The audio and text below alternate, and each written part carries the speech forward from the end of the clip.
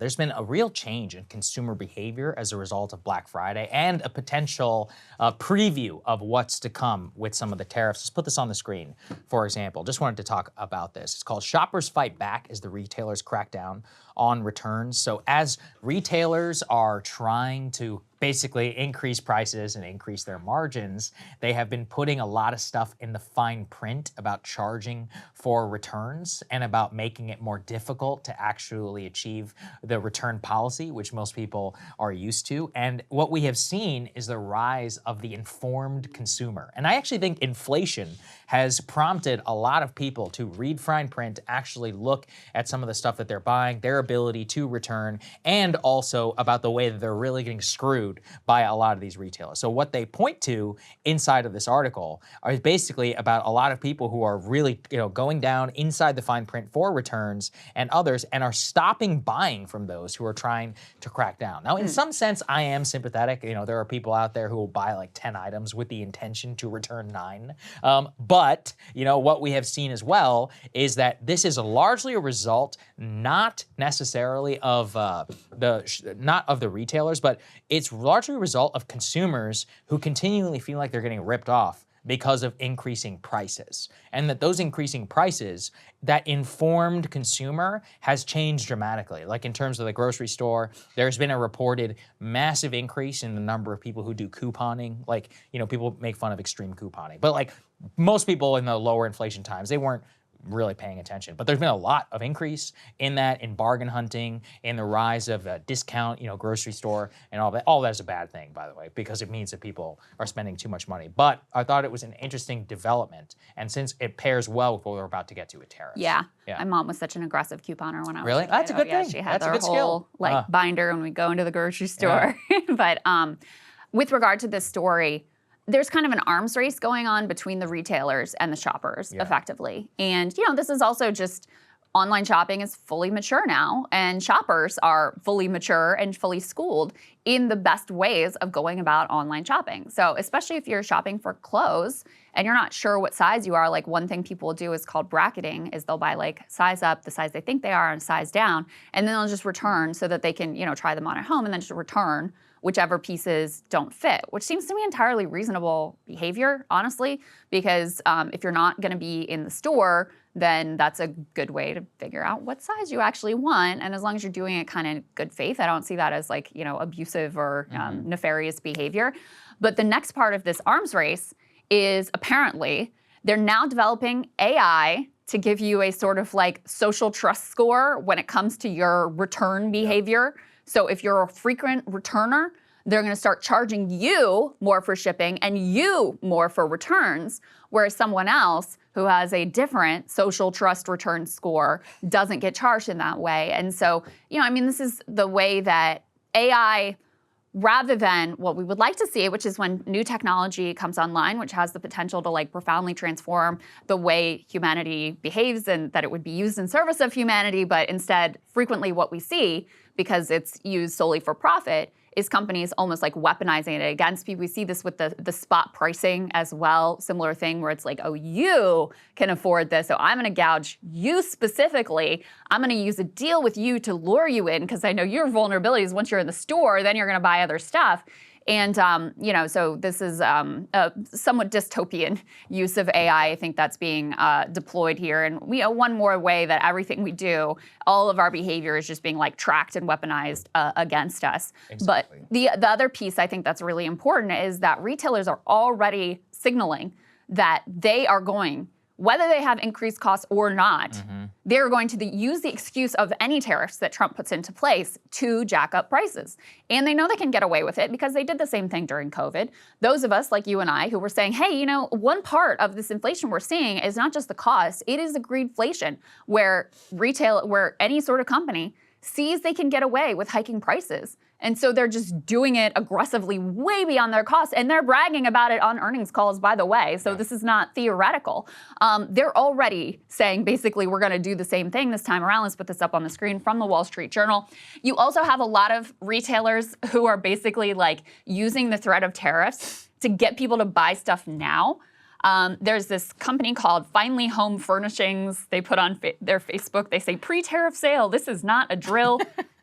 urging customers to order now before prices double. That's an online furniture retailer. They say it's one of many businesses urging customers to buy now before President-elect Trump's proposed tariffs potentially raise costs and prices. Others banging the tariff drum include companies selling outdoor gear, stickers, beauty products, and more. Companies are pouncing at a moment when fear and uncertainty are on the rise, and consumer spending is showing signs of weakness. Best Buy warned of softer demand. Kohl's and Target report lower apparel sales in the latest quarter. Another example here, beauty brand Jolie Skin urged customers via email to, quote, lock in our current prices before potential tariffs push them higher. And apparently this is also kind of taken off online. There's a lot of like TikTok discourse about We're about this. to get to that. But just listen to this dishonesty. The very same, this is finally home furnishings, the very same items you are seeing now will double the price once the tariffs kick in. Double the price? Interesting. I thought it was a 25% tariff. So even if you do assume that all of the cost gets passed on to the consumer, where do the extra 75% go? So everyone should just get ready that there will be a lot of chicanery that is happening here. But also, this is a perfect preview into why we need tariffs in the first place. What exactly is Final Home Furnishings or Wayfair or any of these other places that you buy? It's cheap cardboard shit from China. If you continue, you can see in sporting goods, and they talk about fishing rods, pieces of metal, all these other things, which we don't make here. Not even here. We don't even make it in the Northern Hemisphere or in an allied nation like Vietnam. Target, Kohl's, where do you think all that shit's coming from? Not America, not Mexico, same thing. It's all from China. At best, it's from Vietnam.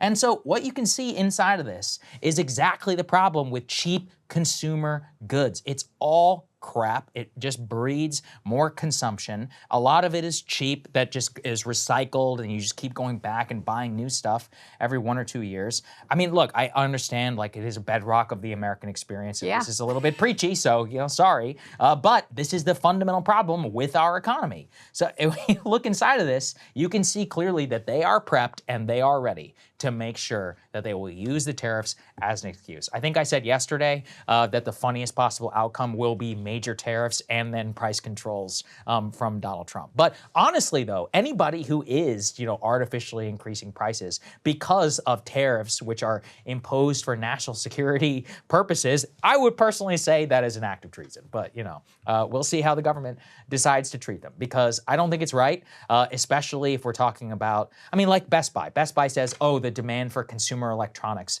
is going to go down. It's like, okay, well, let's think about what this race for consumer electronics has happened. We've had a 1,000% decrease in the price of a television. Is your life better off? Are you good for that? Has that been a great outcome for America? I don't think so. It's like we actually, at the very least, I hope it prompts like a real honest conversation about what all this stuff is, about why do we need all this new stuff on Black Friday anyways? Like, what is exactly all of it doing? And at the very least, like, I think it should show people as well the same greedflation problems that we had during COVID, that this is all fake. What's a Chipotle bowl cost these days? $15? You really want me to believe 100% increases happen?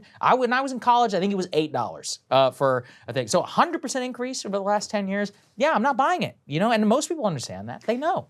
You're speaking to something that is really important and quite deep, which is we have had a social contract that has been built around consumption. Yeah, that is the American and empire. Basically, and this goes back even to the conception of like what a monopoly is, which, Bork sort of famously changed to just like, if prices aren't going up for consumers, it's not a monopoly. And the entire benefit of a company was effectively assessed by how cheap can the prices possibly be. And, as labor protections were stripped away and the minimum wage hasn't even come close to keeping up with inflation, and the core elements of a stable middle-class lifestyle, namely house, education, and healthcare, have skyrocketed and skyrocketed. But yeah, it's easier to get a lot of cheap consumer goods. And that really is the sort of foundation of the neoliberal era social contract. Now, I think across the board tariffs is crazy. I think certain things it doesn't make any sense to make here, and you are just driving up prices for really no good reason. But if you are actually thinking about shifting the American public away from seeing themselves not as citizens, not as family members, but first and foremost as consumers, which is what people have been trained to do, that is actually like a a sort of revolutionary shift in the American mindset. Now, do I think that people are prepared for that? No. Do I think that this is going to be backed by any sort of like other policy that could help us realize some other national or personal identity? No, I think it's mostly just going to amount to people being pissed off that prices are a lot higher than they used to be. Oh, and by the way, you haven't done anything to deal with my housing costs. You haven't done anything to deal with my healthcare costs. You haven't done anything to deal with my education costs. So it's just like pain with nothing to balance it out on the other side. But if you had that broader program, that would be something that I would be interested in. It'd be amazing. Look, I know I've been talking a lot about how great Japan is, but you know what they do in Japan? They buy quality goods. They also, you know, when you buy clothing, there's an entire neighborhood called Shimotikazawa, which is just vintage clothing. I mean, I know thrifting is becoming popular and all that stuff here, but it is amazing to just be in a country where things are made well and they're built to last. Their bullet trains are from the 90s. You don't need to, you know, when people are respectful and they don't trash the train, there's not a bunch of crime, and the stuff is actually well made and good, turns out you can use that shit for 30 years and it doesn't break. It was a shocking transformative experience for me to be in a first world country which is not built on the bedrock of like cheap bullshit and consumption. It's amazing, you know, to see it for what it actually is. I mean, the Chinese have been very concerted in like saying we don't want to be just a like consumption economy. That's what they do. They banned it. The US They're fashion influencers. They're like, no, we don't allow this. You know, a lot of the, you know, the oligarchs and all these other people, they have to leave the country to practice their conspicuous consumption. They can't do it